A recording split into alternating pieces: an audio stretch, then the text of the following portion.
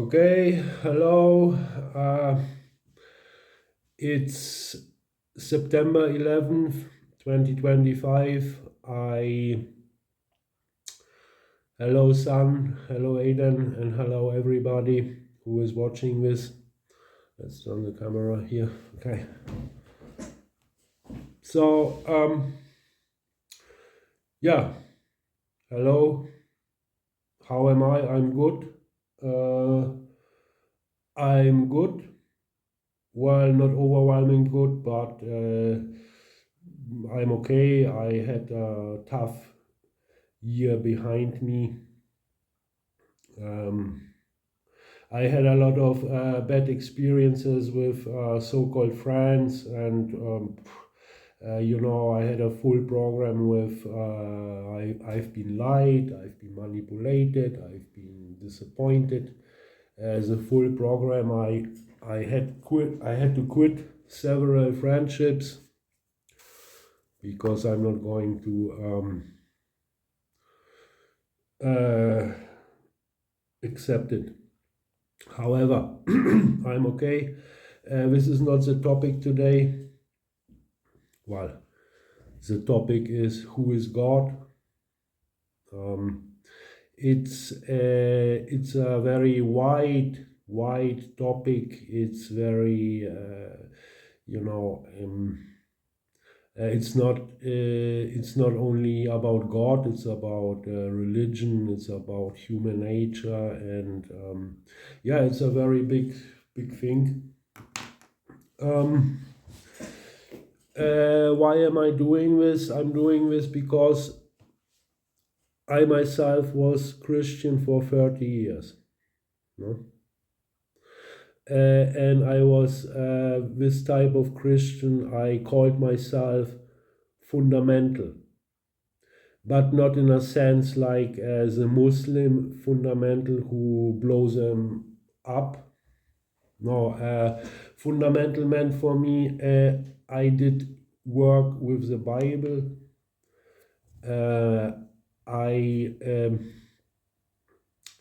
We had this so-called, there's this so-called sola scriptura principle. Sola scriptura principle. And this means the Bible and the Bible alone is authority.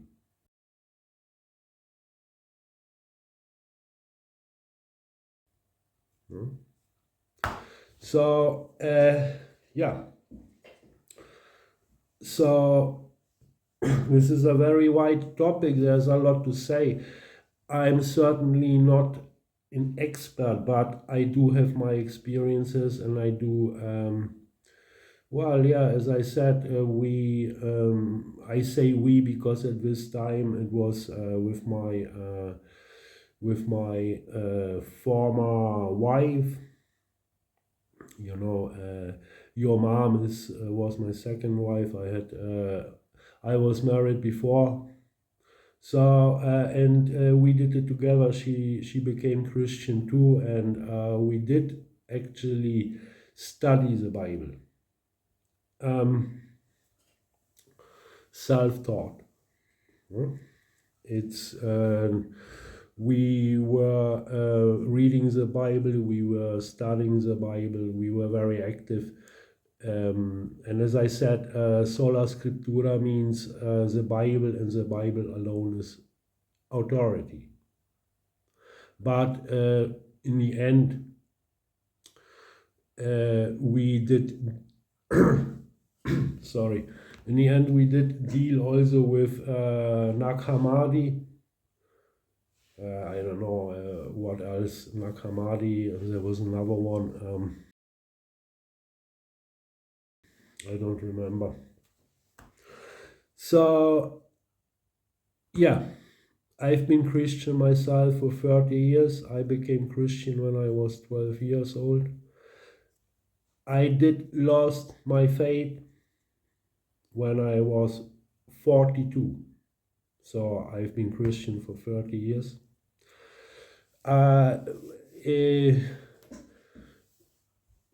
I lost my faith because we were, as I said, we were working with the Bible, and And the Bible finally has dismantled itself. No? And yes, it's a very big part of my life. It's a very, how do I say, there was a lot of, there's a lot to say, really, you know. There's a lot to say, and I never can with, well, I cannot, no, I mean, I cannot say this. Okay. Who is God?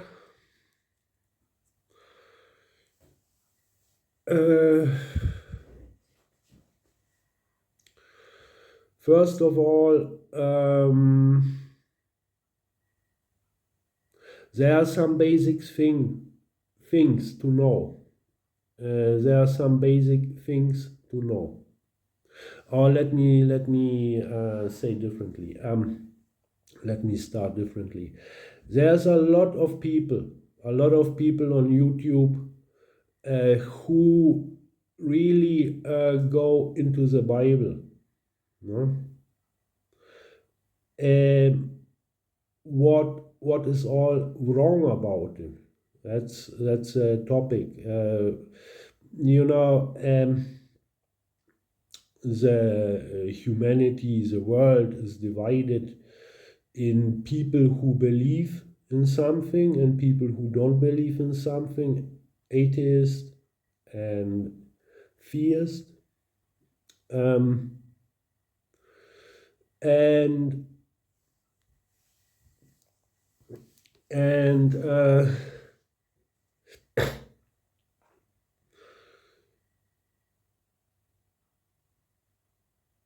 who is God? Yeah.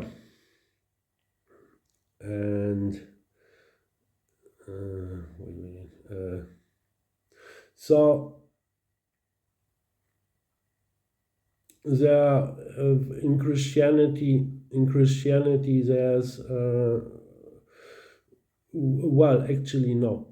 I have to.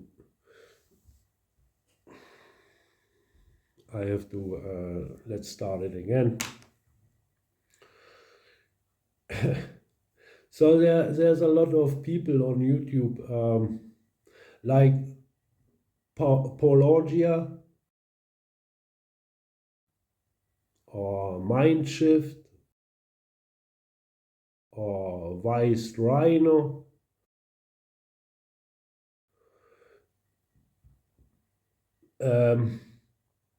And others, they are really, they are really experts. No? They are really experts.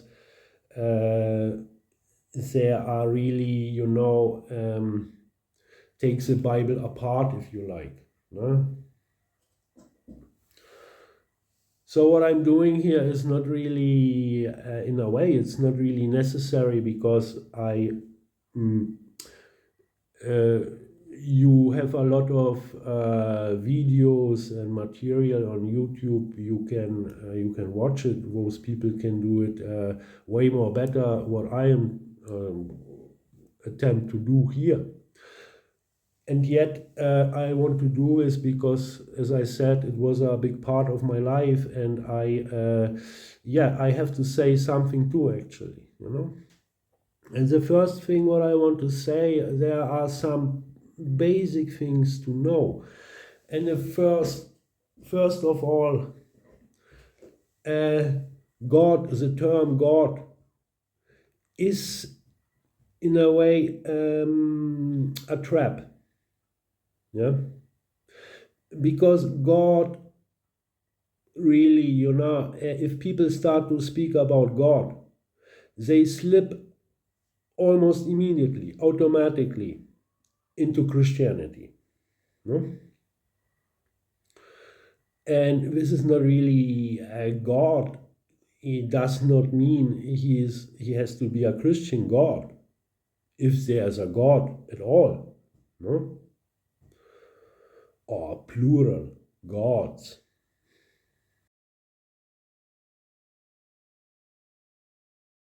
Yeah? So So that's a trap. Actually, you have to keep in mind, people who start to talk about God, they're almost inevitable slip to Christianity, and this is yeah, it's a problem because God doesn't need to be necessarily Christian. So keep in mind, when people start to talk about God, they talk about Christianity really. And there's a problem because, I mean, the question who is God is is very, it's a very tough question. Who can know who is God? Me? Well, ne? Nobody knows who is God, right? Um, but actually, the Christian God, and this is a secret, a very big secret. Well, I don't know. If you open your eyes, you can see it. Because here's the thing, the Christian God is actually well defined. The Christian God is a human being. You won't hear it really. You won't hear it. It's like it's like a secret or something, but it's not a very well hidden secret. Actually, in the Bible, there are there are hints. It is not a supernatural being, it is a human being.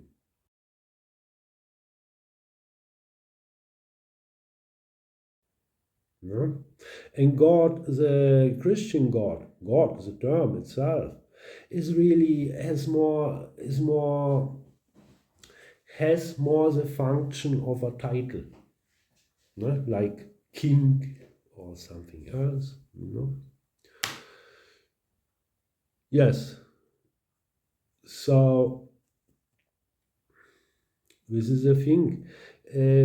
You need to be careful in your lifetime, when you deal with these topics. Keep in mind,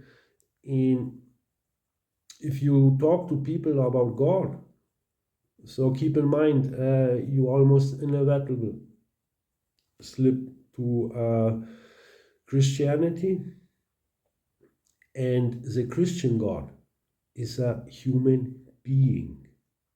The Christian God is a title for a human being.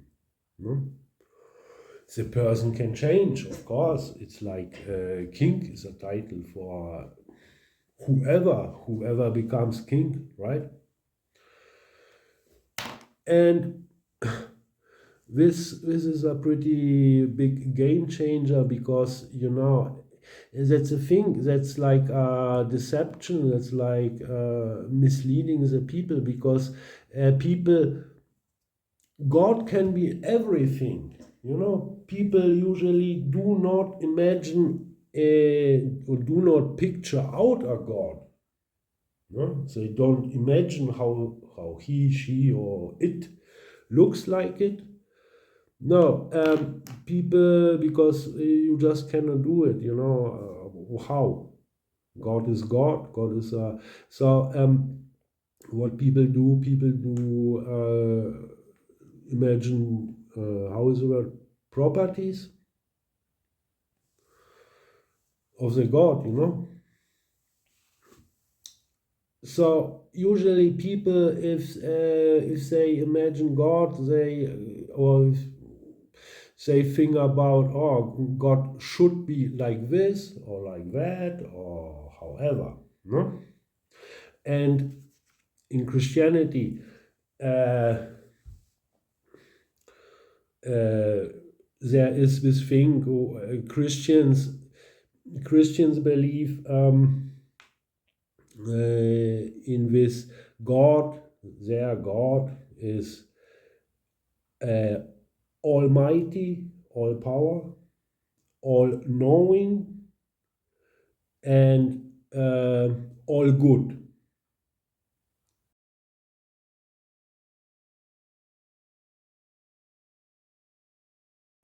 Uh, there are certain terms for it. I have to check it out. So with three things, he has all power, almighty, he knows everything, and he is good, absolutely good. No? And long story short, you can forget it. You can absolutely forget it. The Bible itself contradicts on this 3 points. Absolute. The Christian God is neither almighty nor all-knowing nor all good. It's a simple truth. How can we? How can it be? Again, the Christian God is a human being.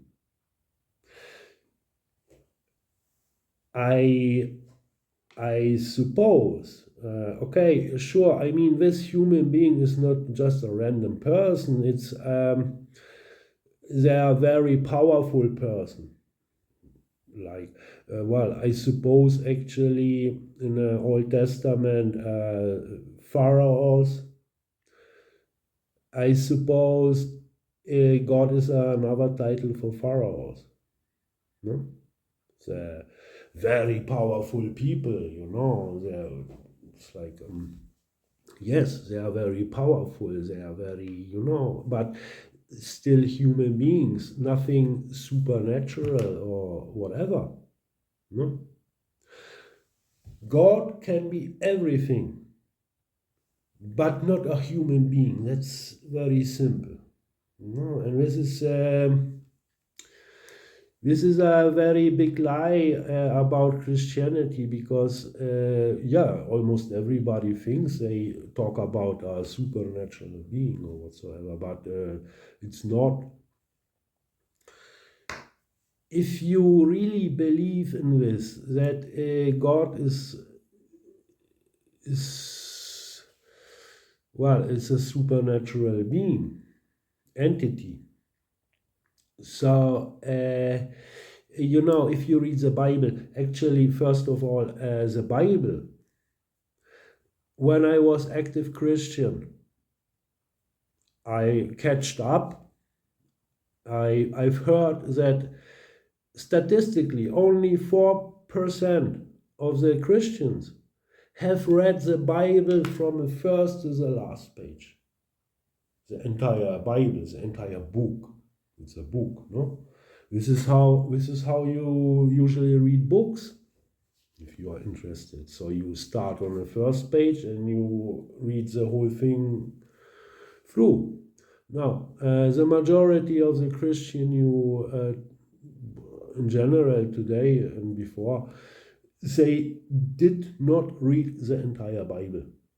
They do read partial things, some Christians read only the New Testament, some Christians read this or that, but really to read the Bible, the entire Bible, the majority of the Christian did not.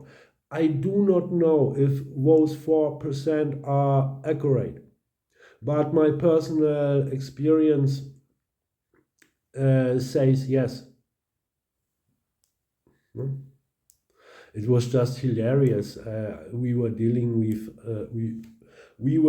with Christians. They had absolutely no clue about really anything, So, but if you read the Bible, you will figure out that this God is a very unstable God. If you believe this is a God, If you believe this is a supernatural entity, it's just, I mean, nobody wants this type of God, He is angry, he is, I don't know, he is really, wow. I have to check it out. I mean, he is really, unstable,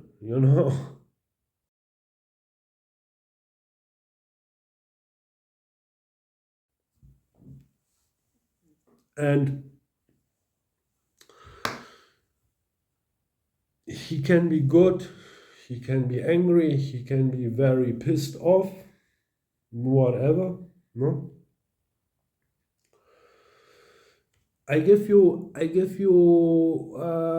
one example how sick God is, no? As a big flood, is a big flood. First of all, if you read the Bible, I mean the creation of the earth and everything, you can forget it. There was no creation of the earth. Not like how is it written in the Bible. No, it's just a fairy tale, if you like. And yet it's still interesting because if you read it, so God creates the world and the first humans, because humans were created twice.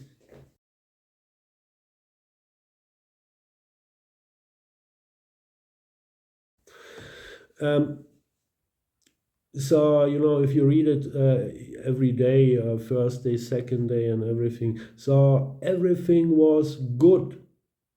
By the end of the day, everything was good, everything was created by God, everything was good, divine, something like that, everything fine, And all of a sudden, if you read the Bible, the creation, and the next chapter, if you like, all of a sudden, everything is screwed. Nobody knows why, what happened, how come, So that's why everything is screwed. And here's a very interesting thing. Actually, it's a very big lesson for everybody, but I'm talking to you, my son. So the reason for the big flood, I think it was, what was it? I will edit, I will put it on. The reason for the big flood is because human heart, the human heart is evil.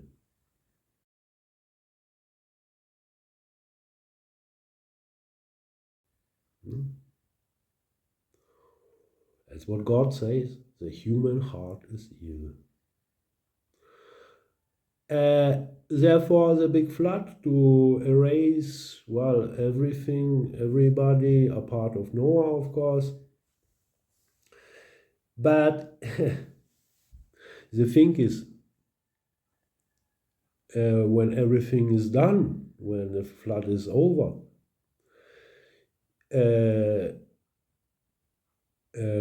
God noticed, he just stayed, he's just saying that the human heart is still evil.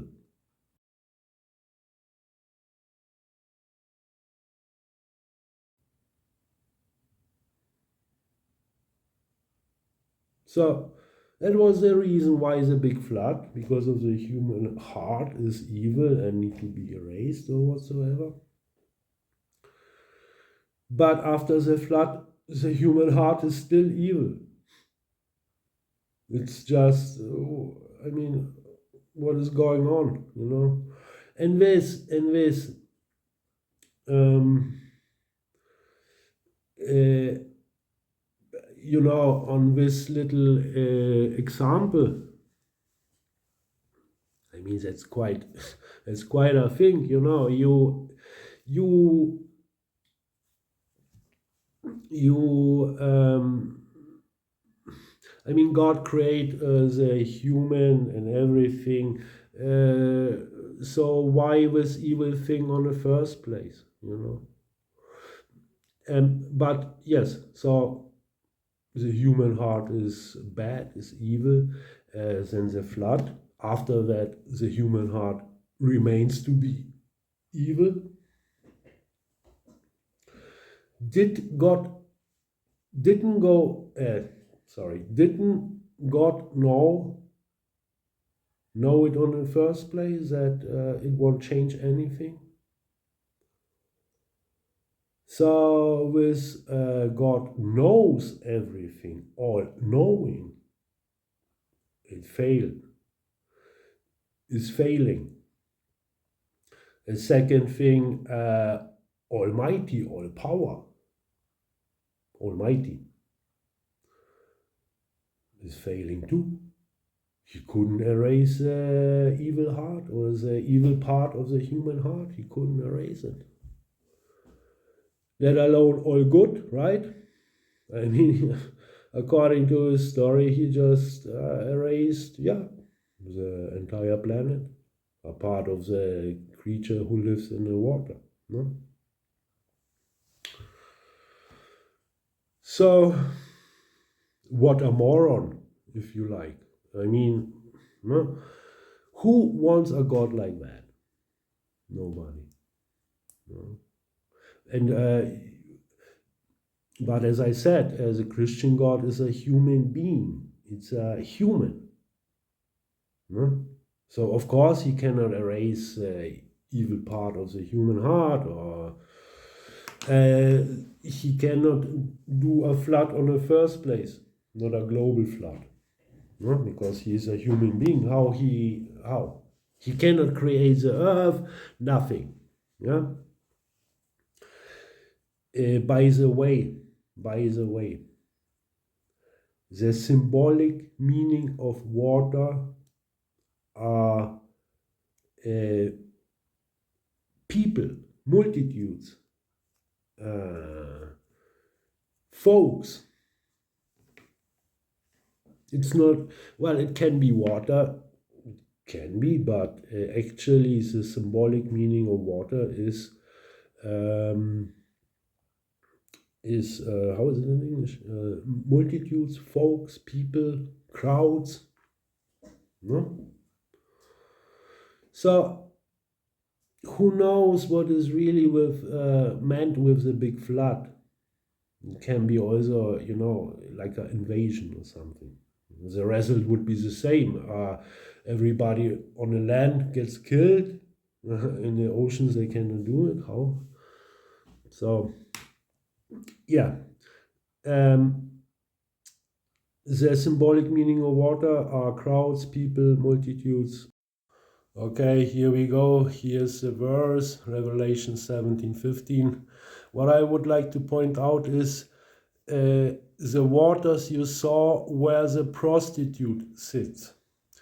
This where the prostitute sits is a little bit tricky, because this gives the reader the feeling it's only this water, no? And all other water are fine. Water is water.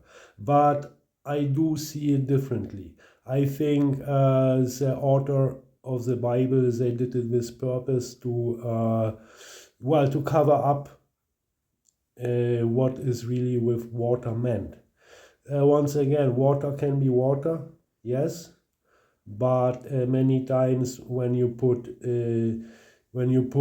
nations, languages, people instead of water, it makes way more sense than water, really. So for me personally, even if there's written where the prostitute sits, for me, practically all water is, nations, languages, people.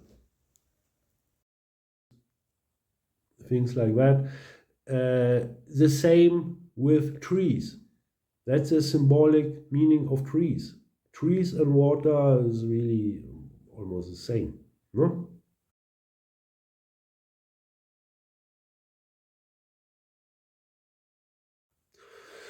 And this creates a lot of interesting things. As I said, the big flood might be not at all a flood, not at all water, it might be an invasion. Actually, the water thing is it's explained in Revelation. Revelation, I don't remember, 1715, 1915, something like that. I will put it on a video, you will see. And the symbolic meaning of trees, it's in the Old Testament. I will check it out, I will put it on a video. No? It's interesting because people believe in the Garden Eden. There were only two people, Adam and Eve, no? No. They were crowded. They were crowded. There were more than one. Two, sorry. Right.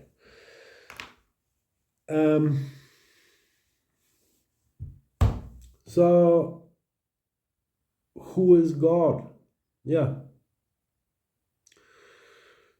I said it. It's a human being. It's a, oh yeah, I have to mention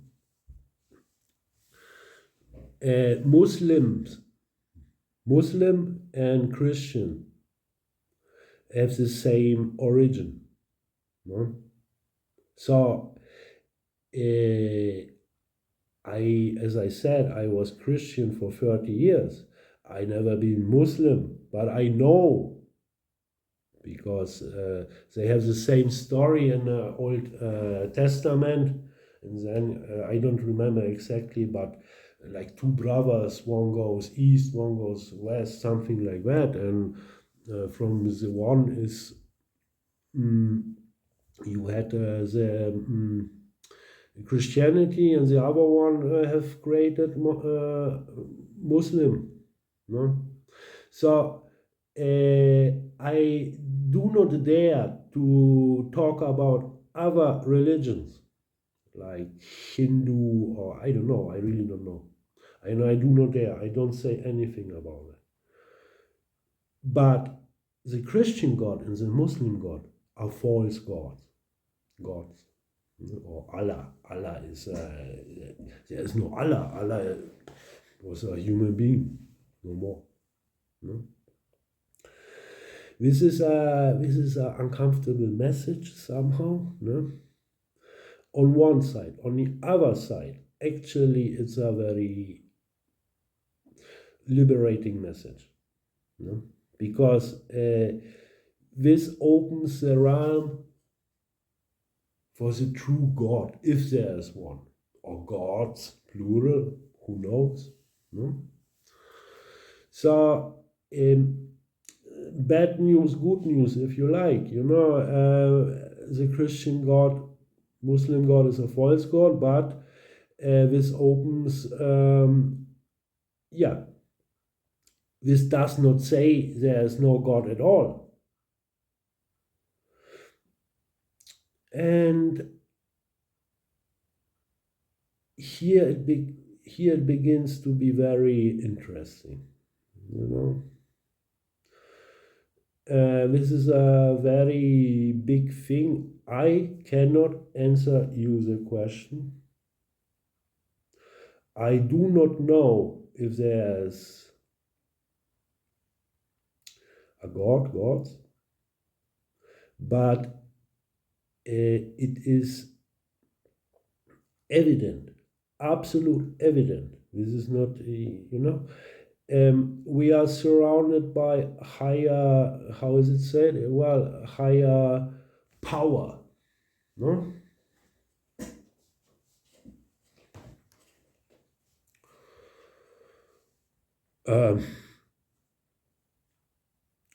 For example, in astronomy, everything was out there in the space. Pretty much everything can just erase us off.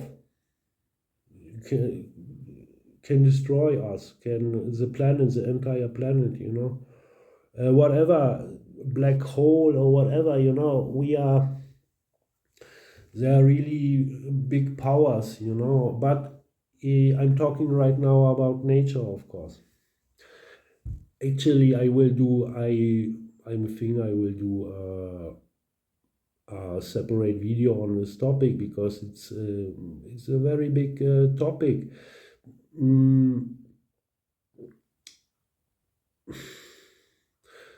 So yeah, what else?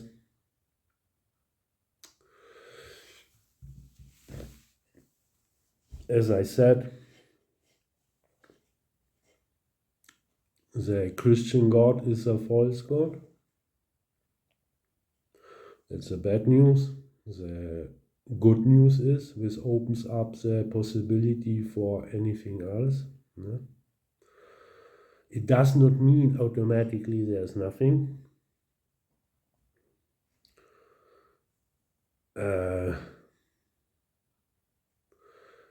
Yeah, the Bible. About the Bible, let's have some few words about the Bible.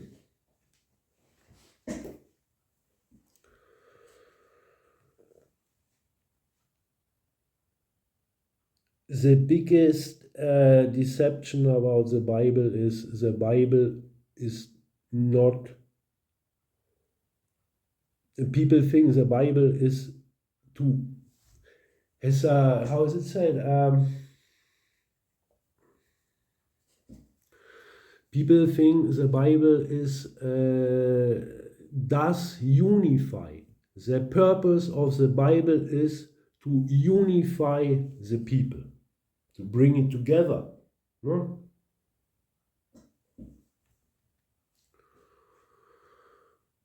People think the Bible is a book who is consistent. No, like it's like a story with, well, maybe some minor flaws, minor errors whatsoever, but the overall story, the overall picture is kind of very clear, very, all of that is wrong, absolute wrong. The Bible is not to unify the people. Unite. Yeah, unite, sorry. Actually, it's really the opposite side. The Bible, as it is created to divide people, not to unite. No? And this is what happened. You have a lot of groups, denominations. You have Catholics, Evangelics, 7 days. I don't know, Baptism, Mormons. There's a lot of denominations, and every group believe slightly something different.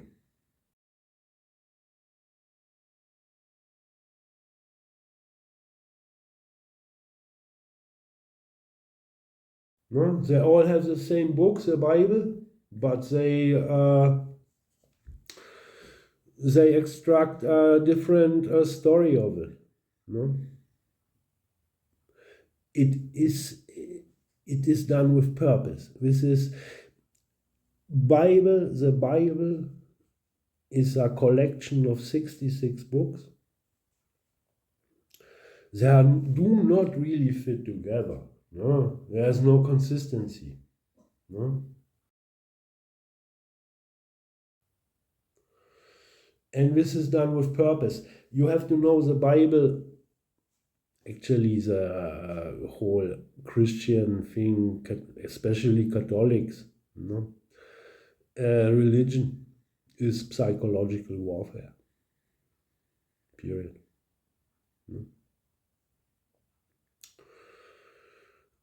Yes, it is like that. I'm sorry.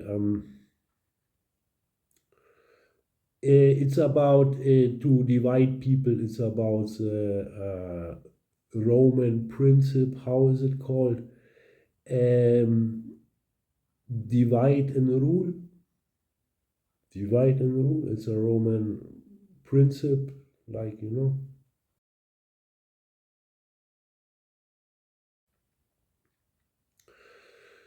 That's actually this principle is actually written on the first page in Genesis. I think it's sixth verse, where God divides the one water from the other water and calls the realm in between heaven.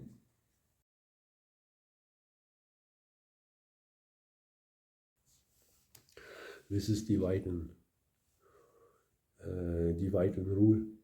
I told you, the symbolic meaning of water is people, multitudes, crowds, folks. So this is exactly this.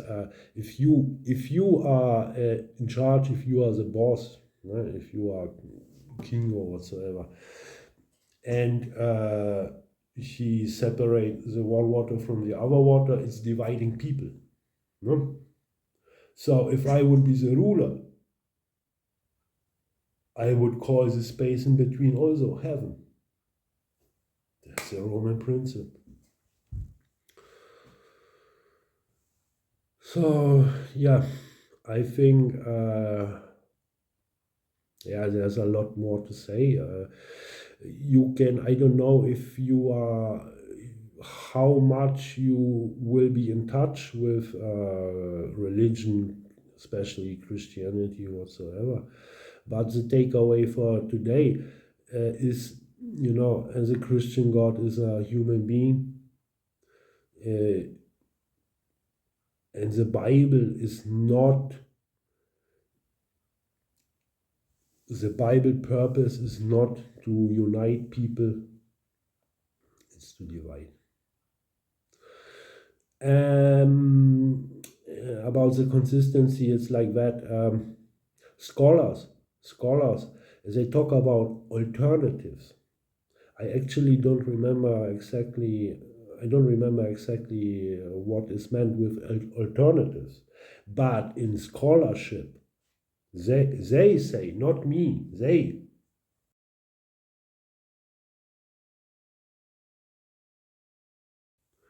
There are more alternatives than words in the Bible.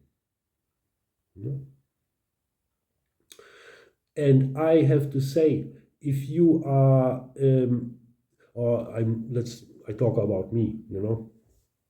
When I told you, when I was studying the Bible and really getting deep, you know, there was things start to contradict, things start to make no sense at all.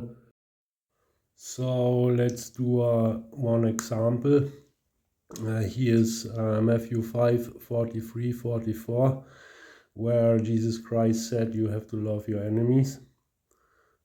Pretty much, well, it's very clear, love your enemies. But then we have this, but those enemy of mine who did not want me to be king over them, bring them here and kill them in front of me. Depending on what Bible do you read? Sometimes it said slaughter. Here it says kill. So yeah, it's pretty contradictory. It's pretty much the opposite of love your enemies, but the explanation is very interesting because they say it's because of a parable written in Luke 19. And this parable is very interesting because actually it's not a parable. Most of the people think it is, but it is actually not. Luke 19 is a parable where the so-called prosperity gospel That's the origin of the so-called prosperity gospel. And it cannot be a parable because it contradicts the entire Bible. And yes, as I mentioned earlier, the Bible contradicts pretty much on every page, so it's very normal. But there's another thing about parables. This is Mark 4, 11, 12. Chapter 4, verse 11, 12. And you see, this is pretty much a bombshell. His disciples asked Jesus Christ why he is talking in parables. And you can read yourself, but I will shorten this. But to those on the outside, everything is said in parables. Otherwise, they might turn and be forgiven. This is pretty much a bombshell, yeah, because well, the whole Bible is about being forgiven, right? But Jesus Christ is saying really something totally different. You know,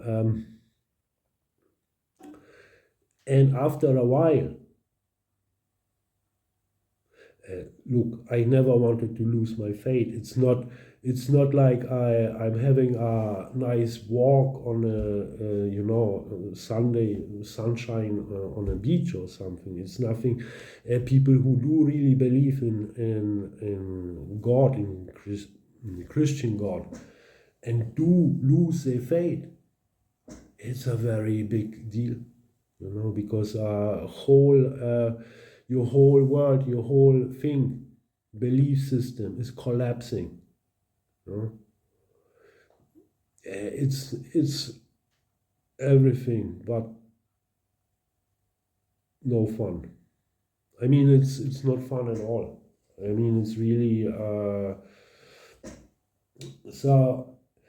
Yeah, the scholars say there are more alternatives than words in the Bible, and I can say, if you know how to read, if you sharpen your perception, almost every page contradictions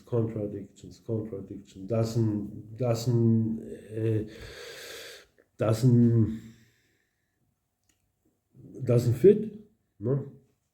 Oh, there's one thing. The last thing I want to say today. Then it's enough for today. And this is also very important about the Bible. The Bible is like an onion. No? It has really different layers of reality. It is like that, really. It has different layers of reality.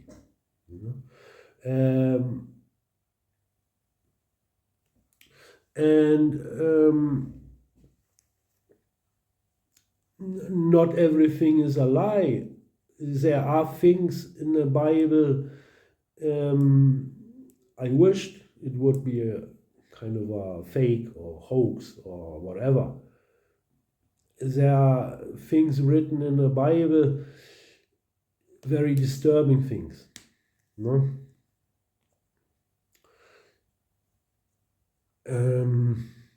But yes, that's it.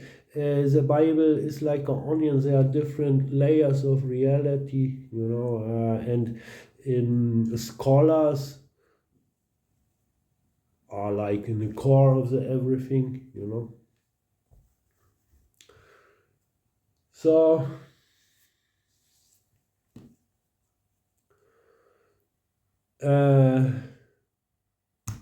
I've lost the track. 43 minutes without editing, 44 minutes video time without editing. When I do edit, it will be at least 1 hour, probably something like that. I've lost the track. I think it's enough for today. yeah, it's okay for today, my son. So just think about that. I love you, son.